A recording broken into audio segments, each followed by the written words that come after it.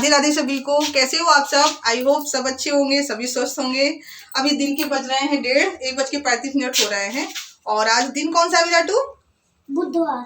बुधवार नहीं है, आज मंगलवार है। आज है 10 तारीख और मंगलवार है आज गणेश चतुर्थी भी है, यानी जो सकट माता का व्रत रहा जाता है ना, वो व्रत भी आज है, लेकिन हम लोगों के यहाँ खंडित है। तो आप सभी को गणेश चतुर्थी की बहुत बहुत शुभकामनाएं। तो सकट माता का व्रत रहा जाता है बच्चों की लंबी आयु के लिए। तो जैसे ही धूप निकलती है ना, फिर फटाफट से कपड़ों को बाहर डालने की बारी आ जाती है। रूम में जो डोरी है वहाँ पर भी कपड़े पूरे भरे पड़े हैं। तो पहले ये वाले कपड़े पीछे डाल दें, ये सूखे हैं, बस थोड़ी बहुत धूप लग जाए ना, उसके बाद फिर इनको फोल्ड करके अलमारी में रख देंगे। आजकल ठंड का ऐसा आलम है कि सूखे कपड़े भी अगर ऐसे खुला छोड़ दो ना, तो वो भी गीले नज़र आते हैं, इतनी ज़्यादा ठंडक है। हालांकि जब धूप निकल आती है तो थोड़ी बहुत राहत मिलती है, लेकिन ऐसे अगर धूप नहीं निकलती ना तो बहुत ज़्यादा ठंडक है हमारे यहाँ। और उस पर भी शीतलहर चलती है ना, तो एकदम कपकपा जाती है पूरी शरीर। और हम लोगों का तो फिर भी ठीक है। मैं बाहर जब देखती हूँ, जो आवारा पशु हैं, बाकी जो प्राणी हैं, जीव जंतु हैं, उनको सर्दियों में बहुत ज़्यादा दिक्कत होती है। बेचारे सर्दी से परेशान रहते हैं।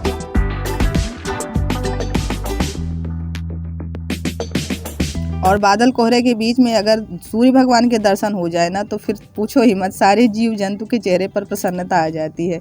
अभी बंदर महाराज दीवार पर लेटे हुए धूप सेक रहे हैं, और बाकी जो बंदर है वो सब नीचे मस्ती करने में लगे। गाय वगैरह सब निकल निकल के चढ़ने लगी, वरना इसी जंगल में सब बैठे रहते हैं। क्योंकि जब कोहरा पड़ता है ना, तो वैसे जैसे पानी की बूंदें नहीं टप टप टपकती है, वैसे ही कोहरा गिरता है, तो सब इसी जंगल में छुप के बैठ जाते हैं। तो बस अभी मैं आ गई हूँ अंदर, क्योंकि धूप में बैठने का टाइम नहीं है। कई दिनों से ये रजाई का कवर ना, कई जगह पे इसकी सिलाई निकल गई है। तो डेली जब कोहरा बादल रहता है ना, तब तो मशीन रखने का मन नहीं करता है। आज मौसम थोड़ा सा साफ़ हुआ, तो मैंने कहा ये वाला भी काम निपटा लेते हैं। और रजाई में अगर थोड़ा सा भी सिलाई निकल जाए ना, तो उसमें पैर डाल डाल के बच्चे फिर और बड़ा कर डालते हैं। तो शाम के टाइम पर जब सम्राट विराट पढ़ाई कर लेते हैं ना, तो मम्मी के साथ में ही रहते हैं। जब तक सोना नहीं होता तब तक दादी के पास ही खेलते रहते हैं। और ये देखो, मशीन चलने का नाम ही नहीं ले रही है। सारा सामान फैला के बैठ जाओ, मशीन नहीं चलती ना, तो बहुत गुस्सा आता है। तो काफ़ी देर परेशान होने के बाद मेरी समझ में नहीं आ रहा था कि आखिर इसमें है क्या। नीचे जो धागा है ना, वो सही से ऊपर नहीं आ रहा था, खींच नहीं रहा था। तो अभी मैंने मास्टर साहब को बुलाया है। देखो 2 मिनट में मशीन सही कर दी है। मैं इतनी देर से परेशान थी, नहीं चल रही थी, और दीदी ने हाथ लगाया, बस वैसे ही चलने लगी। दीदी का नहीं, फालतू में मुझे परेशान किया, वो चल तो रही है मशीन। अच्छा होता क्या है, कभी कभी हम किसी काम को लेकर बहुत परेशान रहते हैं, और किसी सामने वाले को अगर बुलाते हैं ना, तो जैसे उसी के इंतज़ार में वो काम रुका रहता है। जैसे वो हाथ लगाते वो चलने लगता है, वैसा ही हुआ है। अभी मशीन एकदम सही चलने लगी, कुछ भी नहीं था, और हम इतनी देर से परेशान। ये चक्का जो है इसका घूमने का नाम नहीं ले रहा था। तो अभी जो साड़ी मैंने उस दिन फाल लगाया था ना, उसका पीछे साइड अभी बाकी पड़ा था। तो मैंने सोचा इसमें पीको क्या करें, मशीन ही चला देते हैं, पीछे कौन देखता है फालतू में। तो कल हमारा ब्लॉग नहीं गया था, तो हमारी एक सब्सक्राइबर है वीना जी, उन्होंने मैसेज किया था कि कल्पना जी आपका ब्लॉग क्यों नहीं आया है, सब कुछ ठीक तो है ना। अब ये लास्ट में जो उन्होंने बोला था सब कुछ ठीक तो है ना, तो ये मुझे बहुत अच्छा लगा। ये शब्द बताते हैं कि आपको हमारी चिंता है, आप हमारे शुभ चिंतकों में से एक हैं। तो देखा आपने, शब्दों की रफ्तार कितनी तेज़ होती है। कहने को तो शब्द कुछ भी नहीं है, आप दिन भर में पता नहीं क्या क्या बोलते हो, लेकिन याद रखिए कुछ ऐसे शब्द होते हैं जो सामने वाले के हृदय में छप जाते हैं। उसका जो मस्तिष्क स्टोरेज है ना, वहाँ पर जाके वो बैठ जाते हैं। तो कोशिश करें कि किसी को बुरा ना बोलें, बैड कमेंट्स ना करें, और अपने आसपास अगर कोई है जो वाकई में गलत कर रहा है, तो उसको सही शब्दों में समझाने की कोशिश करें, ना कि उसको कुछ ऐसे शब्द बोलें जिसके लिए वो हमेशा आपको बुरा साबित करे। तो आपके शब्द आपके व्यक्तित्व की पहचान है। अगर आपकी किसी से नहीं पट रही है, तो आप उससे किनारा करना सीखिए, ना कि उससे झगड़ा करने में विश्वास रखिए। जितना ज़्यादा साल स्वेटर कपड़े पहने रहो और बैठे रहो ना एकदम सुकुर वुकुर बन के, उतनी ही ज़्यादा ठंडी लगती है। एक बार जब किसी काम में लग जाओ, तो ठंडी एकदम से दूर हो जाती है। अभी ये कवर ओवर चढ़ाने में ना, मुझे अंदर से जैसे लग रहा है कि गर्मी लग रही है, स्वेटर उतार दे। तो क्या हुआ, ये आंखें मार रहे हैं, आंखें मारना सीख रहे हो। हाथ ठंडे। हाँ, हाथ तो ठंडे हैं हमारे, वाकई में बहुत ज़्यादा। आजकल अगर किसी को परेशान करना हो ना, तो बस उसके गाल में हाथ लगा दो।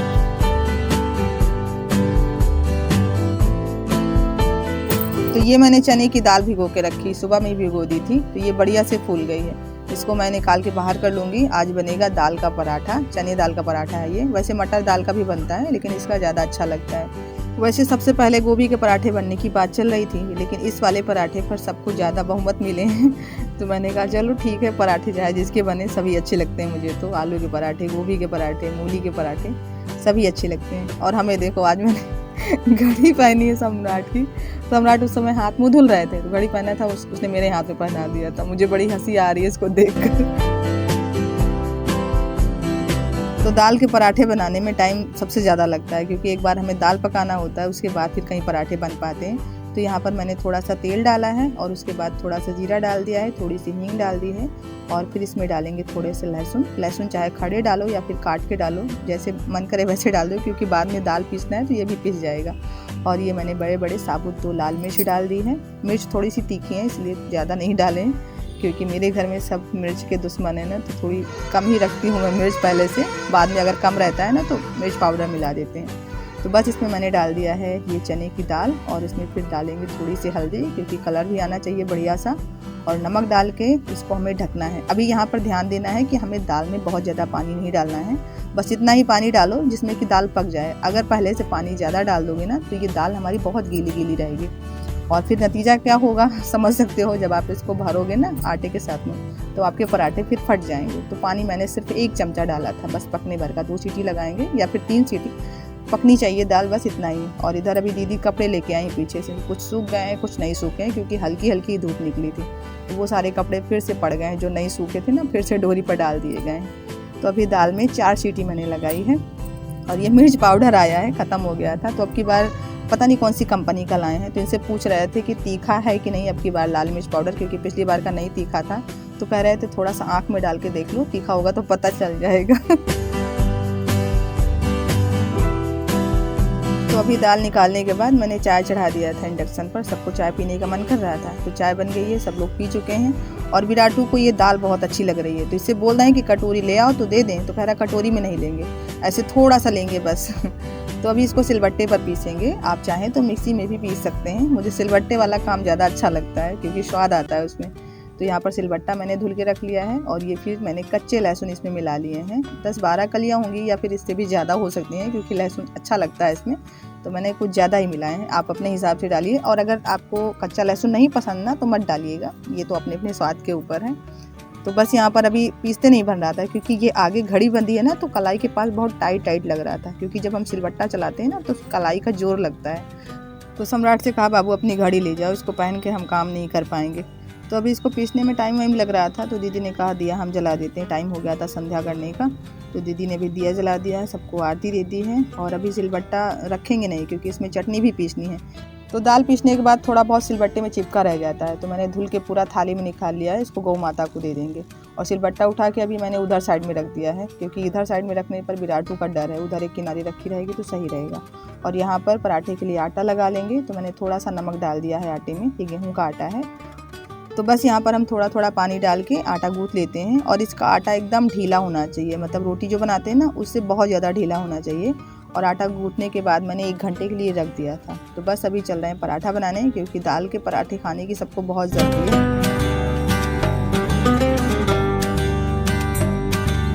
तो चलिए बाकी चीज़ें तो हो गई है, मैं आपको बताती हूँ कि दाल के पराठे बेलने में सबसे बड़ी कठिनाई आती है, सबसे बड़ी गड़बड़ हो जाती है पराठे बेलने में, क्योंकि ये दाल के पराठे बहुत जल्दी फट जाते हैं। तो सबसे पहली ट्रिक मैंने आपको बताई कि दाल पकाते वक्त पानी ज़्यादा मत डालना। अगर आपको बाद में लगता है कि दाल हमारा बहुत ज़्यादा सूखा नज़र आ रहा है पीसने के बाद में, तो उसको आप हल्का सा पानी से थोड़ा सा गीला कर लीजिए, मतलब जितनी ज़रूरत है। मैं ये नहीं कहती हूँ कि बाद में पानी मिलाना है, जब आपको लगे कि दाल सूखी है तब की बात कर रहे हैं। और दाल बहुत महीन पीसना है, और उसको दबा के, जैसे मैंने कटोरी में रखा ना वैसे दबा के रखना, ऐसे थाली में मत पूरा फैला देना, नहीं तो सूख जाएगा पूरा। तो बहुत ज़्यादा सूखा रहेगा ना तब भी ये पराठे फटेंगे। और इसके बाद इसको हल्के हाथ से बेलना है, क्योंकि हमने आटा ढीला लगाया है ना, तो ऐसे ही आप हल्के हाथ से बेलते रहेंगे ना तो बहुत बढ़िया पराठे तैयार होंगे। ये देखिए बढ़िया लग रहे हैं ना पराठे, देखने के बाद मुंह में पानी आ रहा होगा। तो यहाँ पर चटनी भी तैयार हो गई है, आप लोग भी आ जाइए।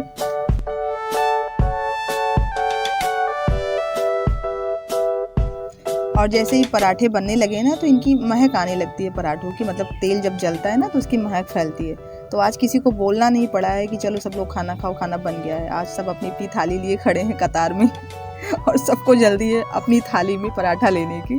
तो फटाफट से मैं बनाती जा रही हूँ और इधर सब लोग खाते जा रहे हैं। और ऐसा कोई भी पराठा नहीं था जो फूला ना हो, देखिए एकदम डब्बे जैसे फूल रहे हैं। तो पराठा जब अच्छे से बेले रहेंगे ना तभी फूलेंगे, अगर फटे हुए पराठे रहेंगे तो वो कतई फूलेंगे नहीं, और बिना फूले हुए पराठे एकदम पापड़ जैसे लगते हैं। और खाना होने के बाद ये देखो दीदी ने फटाफट से बर्तन भी साफ़ करने शुरू कर दिए हैं। मैं वहाँ से चिल्ला रही हूँ किचन से कि रहने दो, हम धुल लेंगे, लेकिन दीदी ज़बरदस्ती कहीं कि तुम किचन साफ़ करो, हम बर्तन साफ़ कर लेंगे, जल्दी हो जाएगा। तो ऐसे में 2 लोग अगर प्रेम से मिल बांट कर काम कर लेना तो काम जल्दी हो जाता है। ऐसा कोई काम नहीं है जो इंसान से बड़ा हो। बदलते दौर में पारिवारिक कलह का सबसे मुख्य कारण ये घर के छोटे छोटे काम होते हैं। कहने को तो ये बहुत छोटे हैं, लेकिन ये बड़े बड़े भयंकर वाले झगड़े करवा देते हैं घर में। तो अगर हम काम को सिर्फ मन लगा के करना सीख जाएं तो घर के आधी लड़ाइयाँ, आधे झगड़े तो ऐसे ही सुलझ जाएंगे। आधे मन मुटाव तो सिर्फ काम की वजह से रहते हैं कि हम ज़्यादा कर लिए, सामने वाला कम कर रहा है, या हमने ये कर लिया, वो तो कुछ कर ही नहीं रहा है। तो ये सबसे मुख्य कारण है।